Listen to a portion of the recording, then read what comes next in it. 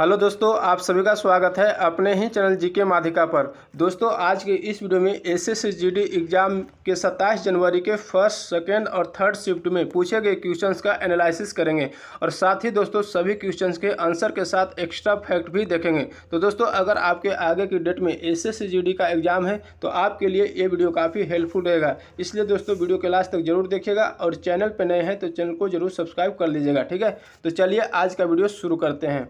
तो दोस्तों, पहला प्रश्न पूछा गया है, उपाधियों का अंत किस अनुच्छेद में वर्णन है। तो उपाधियों का अंत किस अनुच्छेद में वर्णन है? अनुच्छेद 18 में वर्णन है। अब दोस्तों बात कर लेते हैं कि विधि के समझ क्षमता किस अनुच्छेद में वर्णन है। तो अनुच्छेद 14 में वर्णन है। लोक नियोजन के विषय के अवसर की क्षमता जो है अनुच्छेद 16 में वर्णन किया गया है। अब प्रेसता का अंत अनुच्छेद 17 में वर्णन किया गया है। प्रेस की स्वतंत्रता का वर्णन अनुच्छेद 19 के ए में वर्णन किया गया है।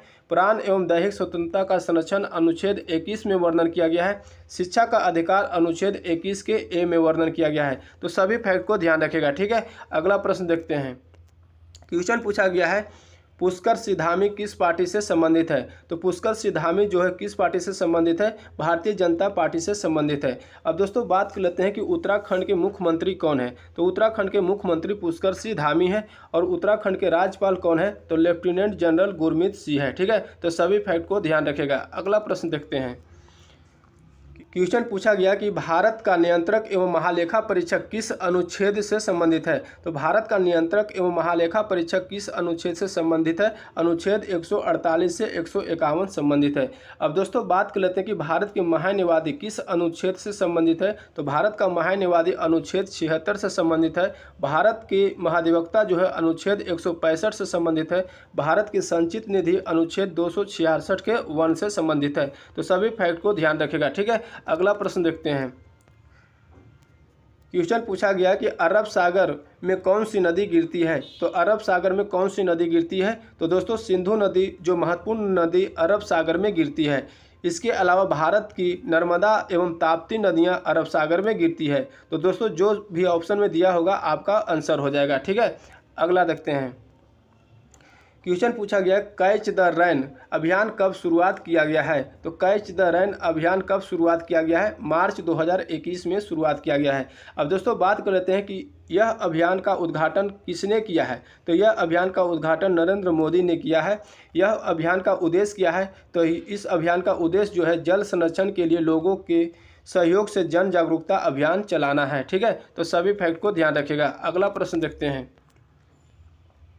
क्वेश्चन पूछा गया कि 2011 जनगणना के अनुसार भारत के कौन सा राज्य का जनसंख्या सबसे कम है। तो 2011 जनगणना के अनुसार भारत के कौन सा राज्य जो है जनसंख्या सबसे कम है। तो कौन सा राज्य का? सिक्किम राज्य का सबसे कम है। अब दोस्तों बात कर लेते हैं कि सबसे अधिक जनसंख्या वाला राज्य कौन सा है। तो उत्तर प्रदेश है। सबसे अधिक जनसंख्या घनत्व वाला राज्य कौन सा है? तो बिहार है। सबसे कम जनसंख्या घनत्व वाला राज्य कौन सा है? अरुणाचल प्रदेश है। सबसे कम जनसंख्या वाला केंद्र शासित प्रदेश कौन है? लक्षद्वीप है। सबसे अधिक जनसंख्या वाला केंद्र शासित प्रदेश कौन सा है? दिल्ली है। ठीक है, तो सभी फैक्ट को ध्यान रखेगा। अगला प्रश्न देखते हैं। क्वेश्चन पूछा गया है कि सत्यार्थ प्रकाश पुस्तक के लेखक कौन है। तो सत्यार्थ प्रकाश पुस्तक के लेखक कौन है? दयानंद सरस्वती है। ठीक है, अगला प्रश्न देखते हैं। क्वेश्चन पूछा गया कि 1936 में इंडियन हॉकी टीम के कप्तान कौन था। तो 1936 में इंडियन हॉकी टीम के कप्तान कौन था? ध्यानचंद था। ठीक है, अब दोस्तों बात कर लेते हैं कि वर्तमान में भारतीय पुरुष हॉकी टीम के कप्तान कौन है। तो वर्तमान में भारतीय पुरुष हॉकी टीम के कप्तान हरमनप्रीत सिंह है। महिला हॉकी टीम के कप्तान वर्तमान में कौन है? तो सविता पुनिया है। ठीक है, तो सभी फैक्ट को ध्यान रखेगा। अगला प्रश्न देखते हैं। क्वेश्चन पूछा गया कि 7वीं पंचवर्षीय योजना का मुख्य उद्देश्य क्या था। तो 7वीं पंचवर्षीय योजना का मुख्य उद्देश्य क्या था? सामाजिक न्याय के माध्यम से आर्थिक उत्पादकता बढ़ाने, खाद्यान्न उत्पादन और रोजगार पैदा करने के क्षेत्रों में विकास स्थापित करना था। ठीक है, अब दोस्तों 7वीं पंचवर्षीय योजना का कार्यकाल कब से कब तक रहा था। तो 7वीं पंचवर्षीय योजना का कार्यकाल 1985 से 1990 तक रहा था। तो ध्यान रखेगा। ठीक है, अगला प्रश्न देखते हैं। क्वेश्चन पूछा गया कि राष्ट्रीय नृत्य शिरोमणि पुरस्कार 2022 किसे सम्मानित किया गया है। तो राष्ट्रीय नृत्य शिरोमणि पुरस्कार 2022 किसे सम्मानित किया गया है? तो कुचिपुड़ी नृत्यांगना अपर्णा सतीशन को सम्मानित किया गया है? तो इसका आंसर हो जाएगा अपर्णा सतीशन। ठीक है, अगला प्रश्न देखते हैं।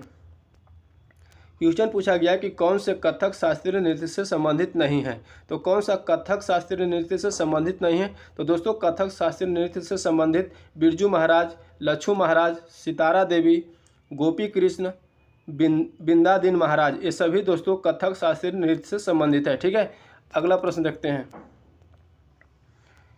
क्वेश्चन पूछा गया कि कोशिका में अपशिष्ट पदार्थ यानी वेस्ट मटेरियल का प्रबंध कहाँ होता है?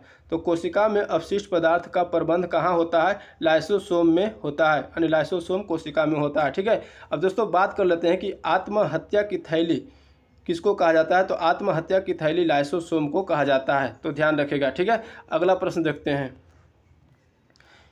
क्वेश्चन पूछा गया कि प्रधानमंत्री नरेंद्र मोदी ने दक्षिण भारत की पहली वंदे भारत एक्सप्रेस ट्रेन कहां से कहां तक शुरू की है? तो कहां से कहां तक शुरू की है?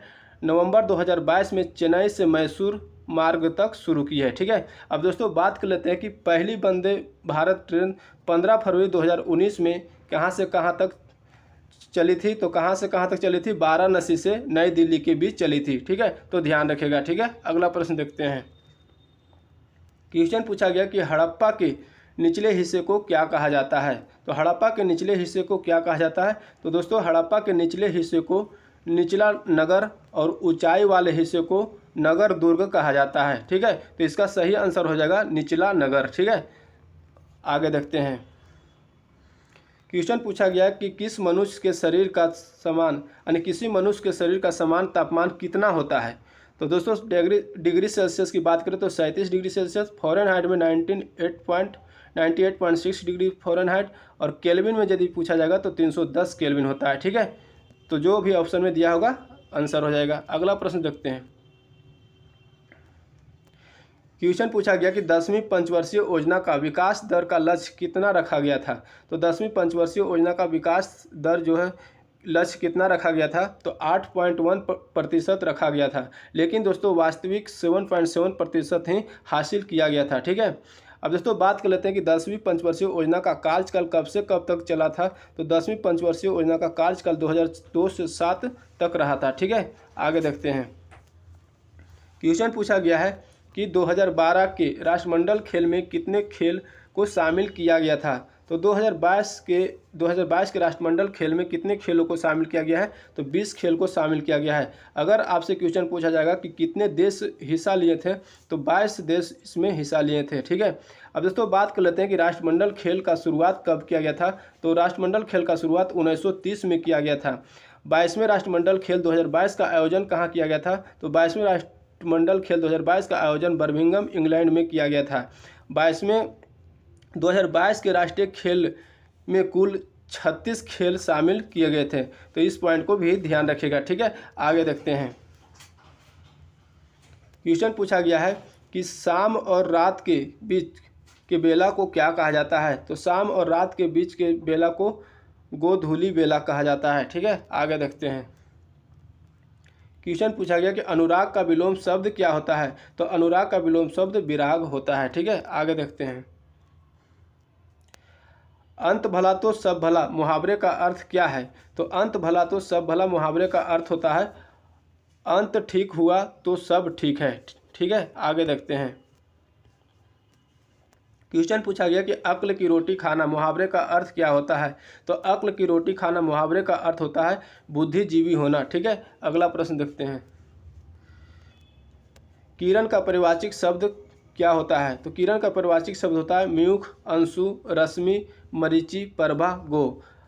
तो ये दोस्तों सभी जो है किरण का परिवाचिक शब्द होता है। अगर दोस्तों आपसे क्वेश्चन पूछा जाएगा कि सूर्य का परिवाचिक शब्द क्या होता है? तो सूर्य का परिवाचिक शब्द होता है भास्कर, रवि, दिनकर, मरीचि, सूरज, आदित्य, भानु, प्रभाकर, ओसुमाली, दिवाकर। ये सभी दोस्तों सूर्य का परिवाचिक शब्द होता है। ठीक है, तो सभी को ध्यान रखिएगा। अगला प्रश्न देखते हैं।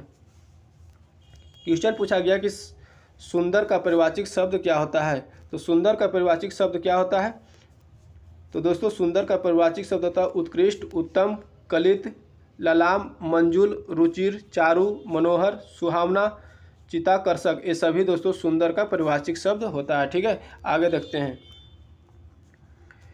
क्वेश्चन पूछा गया कि कौन से कथक शास्त्रीय नृत्य से संबंधित नहीं है। तो कौन से जो है कथक शास्त्रीय नृत्य से संबंधित नहीं है। तो कथक शास्त्रीय नृत्य से संबंधित दोस्तों बिरजू महाराज, लच्छू महाराज, सितारा देवी, गोपी कृष्ण, बिंदादिन महाराज, ये सभी दोस्तों कथक शास्त्रीय नृत्य से संबंधित है। ठीक है, आगे देखते हैं। अब दोस्तों सेकेंड शिफ्ट के देखेंगे। तो दोस्तों क्वेश्चन पूछा गया है कि किस भारतीय क्रिकेटर को द वॉल के नाम से जाना जाता है। तो किस भारतीय क्रिकेटर को द वॉल के नाम से जाना जाता है। तो पूर्व भारतीय कप्तान राहुल द्रविड़ को द वॉल के नाम से जाना जाता है। ठीक है, अब दोस्तों बात कर लेते हैं कि इसके अलावा इनको यानी राहुल द्रविड़ को the great wall, Jammy mister dependable के नाम से भी जाना जाता है, तो ध्यान रखिएगा। ठीक है, वर्तमान में राहुल द्रविड़ भारतीय पुरुष टीम के मुख्य कोच है। ठीक है, तो सभी फैक्ट को ध्यान रखिएगा। अगला प्रश्न देखते हैं। क्वेश्चन पूछा गया कि लेवेंडर त्यौहार किस राज्य में मनाया जाता है। तो लेवेंडर त्यौहार किस राज्य में मनाया जाता है। जम्मू कश्मीर में मनाया जाता है। अब दोस्तों कंचौथ, अहरबल, हेरथ, पुष्कर, एपल पर्व, ये सभी त्यौहार भी जम्मू कश्मीर में मनाया जाता है, तो ध्यान रखिएगा। ठीक है, अगला प्रश्न देखते हैं। क्वेश्चन पूछा गया कि गरबा लोक नृत्य किस राज्य से संबंधित है। तो गरबा लोक नृत्य किस राज्य से संबंधित है। गुजरात राज्य से संबंधित है। अब दोस्तों गरबा, डांडिया, टिफानी, रसलीला, पनिहारी, ये सभी दोस्तों गुजरात का लोक नृत्य है। ठीक है, तो सभी को ध्यान रखिएगा। अगला प्रश्न देखते हैं। क्वेश्चन पूछा गया कि गुप्त वंश का संस्थापक कौन है। तो गुप्त वंश का संस्थापक श्रीगुप्त है। ठीक है, अब दोस्तों बात करते हैं कि शुंग वंश के संस्थापक कौन है। तो पुष्यमित्र शुंग है। मौर्य वंश के संस्थापक कौन है। चंद्रगुप्त मौर्य है। पाल वंश के संस्थापक कौन है। गोपाल है। लोधी वंश के संस्थापक कौन है। तो बहलोल लोधी है। तो सभी फैक्ट को ध्यान रखिएगा। ठीक है, अगला प्रश्न देखते हैं। क्वेश्चन पूछा गया कि बीसीसीआई के नए अध्यक्ष कौन है। तो बीसीसीआई के नए अध्यक्ष कौन है। रोजर बिनी है। ठीक है, अब दोस्तों बात कर लेते हैं कि बीसीसीआई के सीईओ कौन है। तो बीसीसीआई के सीईओ हेमांग अमीन है। एशियाई क्रिकेट परिषद यानी एसीसी के अध्यक्ष कौन है। तो जय शाह है। आईसीसी के अध्यक्ष कौन है। तो आईसीसी के अध्यक्ष ग्रेग बार्कले है, जो न्यूजीलैंड से है। ठीक है, अब दोस्तों आईसीसी के सीईओ कौन है। तो आईसीसी के सीईओ जोफ एलार्डिस है। ठीक है, तो सभी फैक्ट को ध्यान रखिएगा। अगला प्रश्न देखते हैं। क्वेश्चन पूछा गया है कि 35वां राष्ट्रीय खेल 2015 कहाँ आयोजित किया गया था। तो 35वां राष्ट्रीय खेल 2015 कहाँ आयोजित किया गया था। तो केरल में किया गया था। ठीक है, अब दोस्तों बात कर लेते हैं कि 36वां राष्ट्रीय खेल 2022 का आयोजन कहाँ किया गया है। तो 36वां राष्ट्रीय खेल 2022 का आयोजन गुजरात में किया गया है और इसका शुभंकर है सावाज यानी एशियाई शेर। आदर्श वाक्य की बात करें तो आदर्श वाक्य सेलिब्रेटिंग यूनिटी थ्रू यूथ। ठीक है, तो सभी फैक्ट को ध्यान रखिएगा। अगला प्रश्न देखते हैं। क्वेश्चन पूछा गया कि वंदे मातरम के रचयिता कौन है। तो वंदे मातरम की रचयिता बंकिम चंद्र चटर्जी है। ठीक है, अगला प्रश्न देखते हैं। क्वेश्चन पूछा गया कि भारतीय रेलवे मार्ग की लंबाई क्या है। तो भारतीय रेलवे मार्ग की लंबाई क्या है। तो दोस्तों भारतीय रेलवे मार्ग की कुल लंबाई 67,956 किलोमीटर थी, जबकि रनिंग ट्रैक लंबाई सहित यह 99,235 किलोमीटर है। आड साइडिंग आदि में मिलाकर कुल मार्ग 1,26,366 किलोमीटर है। तो जो आपसे क्वेश्चन पूछा गया होगा इसमें जो आंसर हो जाएगा। ठीक है, आगे देखते हैं। क्वेश्चन पूछा गया कि युवा को रोजगार देने के लिए कौन सी योजना है। तो युवा को रोजगार देने के लिए कौन सी योजना है। प्रधानमंत्री युवा रोजगार योजना है। ठीक है, अगला प्रश्न देखते हैं। क्वेश्चन पूछा गया कि एथाइल अल्कोहल का रासायनिक सूत्र क्या है। तो एथाइल अल्कोहल का रासायनिक सूत्र होता है C2H5OH, जिसको इथेनॉल भी कहते हैं। ठीक है, आगे देखते हैं।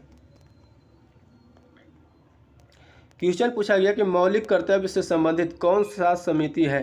तो मौलिक कर्तव्य से संबंधित कौन सा समिति है। सरदार सुवर्णसिंह समिति है। ठीक है, अब दोस्तों बात कर लेते हैं कि वर्तमान में कुल 11 मौलिक कर्तव्य है। इसे रूस के संविधान से लिया गया है। इसे भाग 4 क में अनुच्छेद 51 के क के तहत रखा गया है।